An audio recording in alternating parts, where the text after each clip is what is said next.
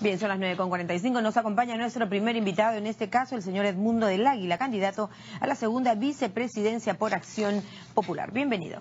Muchas gracias, buenos días. Bueno, señor del Águila, queremos escuchar en esta ocasión las propuestas de Acción Popular, más que nada en materia económica y macroeconómica. ¿Qué están proponiendo ustedes en el caso, por ejemplo, de cómo incentivar la economía en el marco de esta desaceleración mundial de la que no es ajena el Perú? Bueno, ahí hay varios temas por desarrollar. Nosotros siempre hemos propuesto y lo hemos ejecutado en el gobierno de Fernando Belaúnde a través de la inversión pública que contribuye a mejorar la infraestructura del país, ¿no? O sea, cuando el Estado inyecta dinero en la inversión pública, se dinamiza el empleo, al dinamizarse el empleo, los ingresos, ¿no?, la demanda en los mercados y comienza la economía a dinamizarse. ¿Cómo se dice? ¿Dinamizaría este tema económico? Bueno, quedan muchas obras públicas por hacer, por ejemplo, en materia vial, la carretera Fernando Belaúnde, que debe llegar a la frontera con Brasil, es una tarea pendiente que ha quedado olvidado. Ningún gobierno que ha seguido a Fernando Belaúnde ha continuado con esta carretera, que es una carretera integradora, y más aún, que integraría el Valle del Brain, que hoy es materia del narcotráfico y es un territorio cedido al narcotráfico porque no hay esta carretera. Entonces, ahí hay un buen ejemplo. En desarrollo tecnológico, sobre todo en la metalurgia, por ejemplo, no ser exportadores de materia prima, sino de procesados. En la agroindustria, que ha tenido tanto éxito y lo tiene en la costa, llevarlo también a la sierra. En la sierra hay ¿Y por qué no pensar en la selva, no? Y en la selva también. Hay una agroindustria que tiene más de 50 años en la selva, en la selva de ese tipo, ¿no? Pero no ha seguido creciendo. ¿Qué productos, por ejemplo, serían los potenciales o que tienen potencialidades por descubrir? Bueno, nosotros hoy vemos que hay un producto que casi todos los están consumiendo, ¿no? La stevia. Si bien es cierto, la stevia no es de origen peruano, aún cuando hay una variedad peruana, es una planta que está considerada como la planta del milenio. Y su producción en el campo y su transformación es una tarea que puede estar reservada para la zona de la selva. Perfecto, ya hablamos de la agroindustria, pasemos a otras actividades importantes, por ejemplo, como la pesca, la industria en general, la propuesta de industrializar el país, en otras cosas. Sí, el Perú es un país que sustenta su economía en las actividades extractivas. Y las actividades extractivas, si bien es cierto, contribuyen a la economía, también generan ocio, ¿no? Porque extraer es lo más fácil, lo más difícil es producir.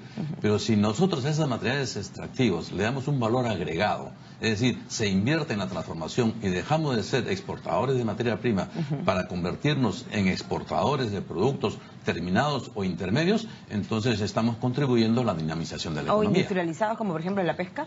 En la pesca, bueno, en la pesca ha habido industrialización a través de la harina de pescado desde que Banquero introdujo esta harina de pescado en el mundo. Pero hoy la demanda ya no solamente es de harina de pescado para la alimentación animal, sino también para el consumo humano. Entonces, el proceso de transformación que de alguna manera se está dando pero lentamente en nuestra costa peruana, es una actividad que tiene que ser desarrollada. La minería. La minería es el gran reto, ¿no? Exportadores de materia 100% materia prima, ¿no? La metalurgia, han habido universidades, por ejemplo, la Universidad de Lima tenía su facultad de metalurgia, sin embargo la tuvo que cerrar porque no había promoción de la metalurgia. ¿Dónde van los que puedan ser ingenieros metalúrgicos? ¿Por qué? Porque no hay una actividad de la industria metalúrgica en el Perú que capte a ese personal que tiene que, esos profesionales que salgan de las universidades. La innovación tecnológica y la diversificación también productiva, ¿no?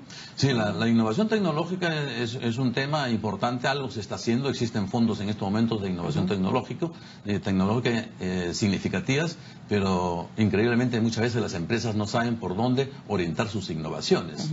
Para que exista innovación tiene que existir una conexión permanente entre el productor y el mercado. Si es que uno no detecta qué es lo que está buscando el mercado y qué tenemos que mejorar para llevar nuestros productos al mercado, no podemos hablar de innovación tecnológica. En Acción Popular ustedes van a apostar por la diversificación productiva y por la innovación tecnológica en general. Sin duda, porque el país es un país diverso. El Perú no es un país uniforme.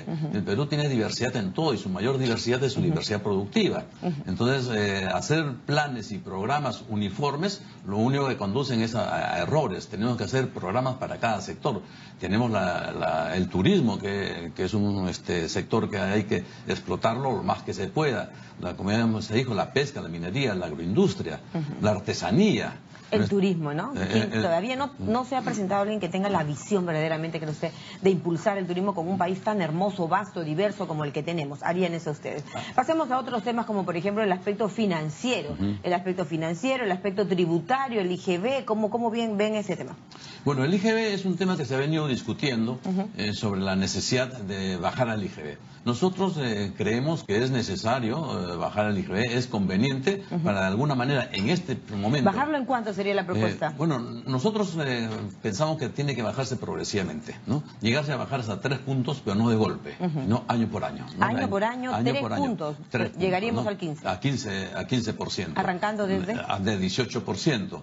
Cada punto que se baja representan 2.500 millones de soles que deja el Estado de percibir. Claro, pero es que ello nos lleva de la mano al tema de la formalización o la informalización o la informalidad que tenemos, ¿no? Claro, es decir, una medida económica genera por un lado es como una balanza, ¿no? Si quito un platillo, el otro platillo se va a levantar, ¿no? Entonces, ¿de qué manera el IGB, el reducir el IGB tiene un impacto en la economía, ¿no?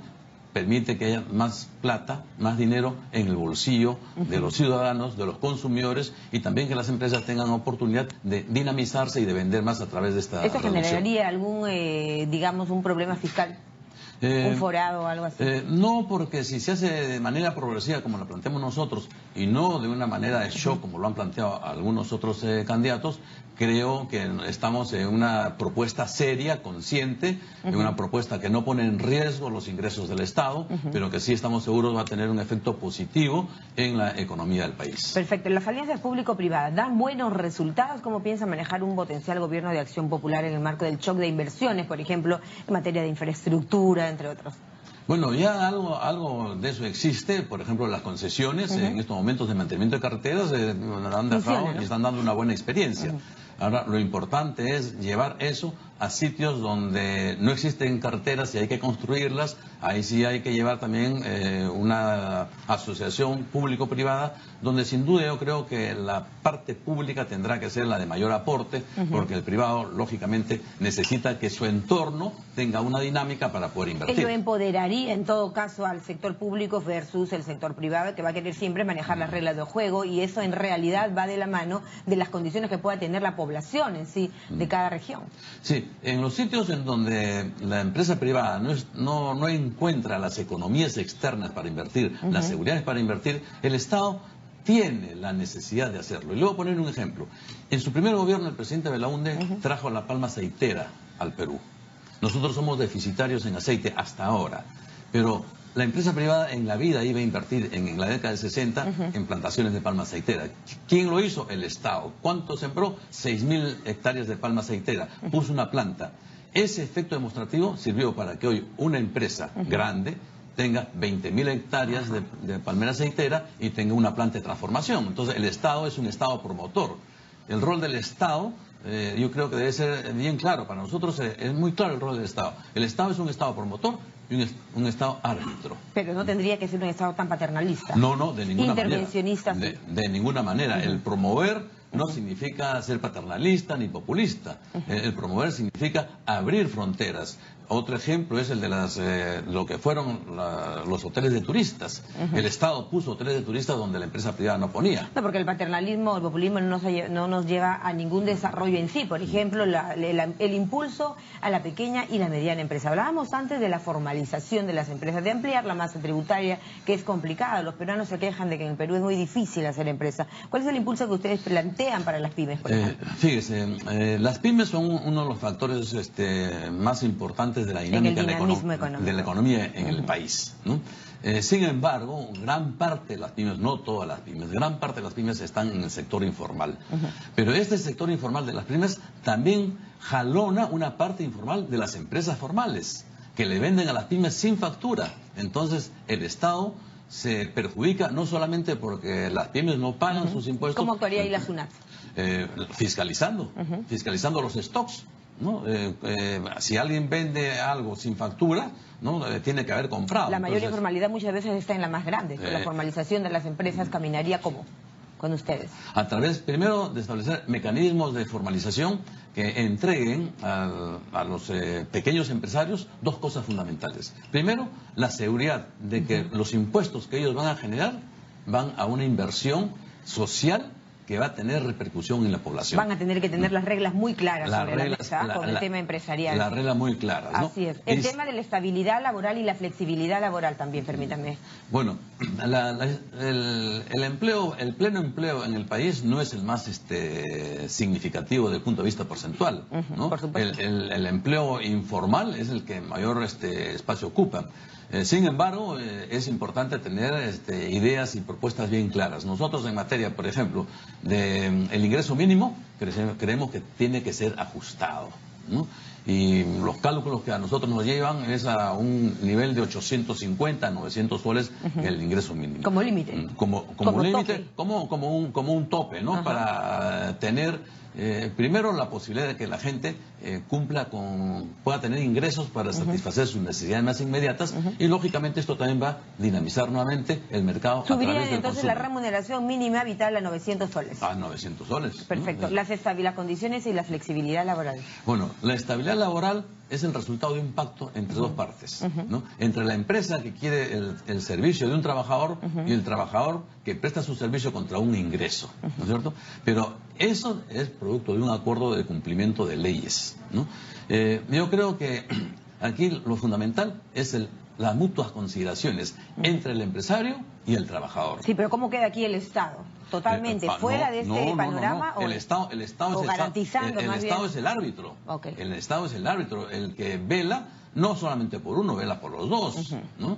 Porque cuando se sabotea una empresa, la empresa deja de producir y genera también pérdida, también, ¿no? y ahuyenta ¿no? también la inversión privada. Pero cuando las empresas abusan, ¿no? Como muchos casos existen, de los trabajadores, contratándolos sin formalidad, o sea, el contrato informal de trabajadores sin derecho a beneficios sociales, entonces esa es una forma de abuso que el Estado tiene la obligación de corregir. Un tema muy importante, creo yo, en el marco ya del proceso de inversión y de diversificar un poco también el gasto público en infraestructuras en el país, en proyectos, en el tema de la descentralización y los gobiernos regionales. ¿Cómo manejarían, por ejemplo, el SNIC?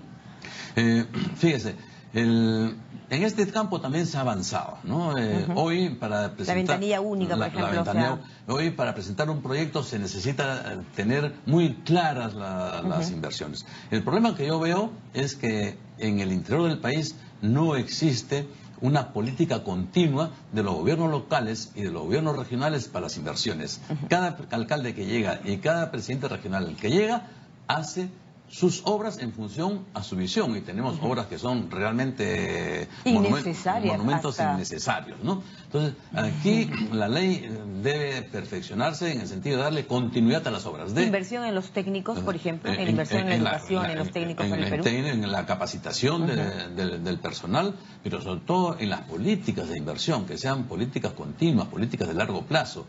Hay un dicho que dice, si tú no conoces tu norte, ningún viento te es favorable, ¿no? Entonces, si tú no sabes para qué quieres invertir, de nada te vale el tener el dinero para invertir. Bueno, le agradecemos muchísimo, señor Edmundo del Águila, por estar esta mañana con nosotros en 7.3 Noticias. El tiempo de televisión muchas veces es un tirano. Hemos tratado de dar a conocer parte de los planteamientos que tiene la plancha que lidera el señor Barnechea. Por cierto, que no lo vemos mucho en los medios. Bueno, sí, él ha estado trabajando toda la propuesta que hoy hemos conversado parte de ella, y estoy seguro que la próxima semana verán a Alfredo Barnechea tanto en las calles cuanto en provincias. Muy bien, muy gentil, muchas gracias, que les vaya muy bien. Estuvo con nosotros el señor Edmundo del Águila, candidato a la segunda vicepresidencia por Acción Popular.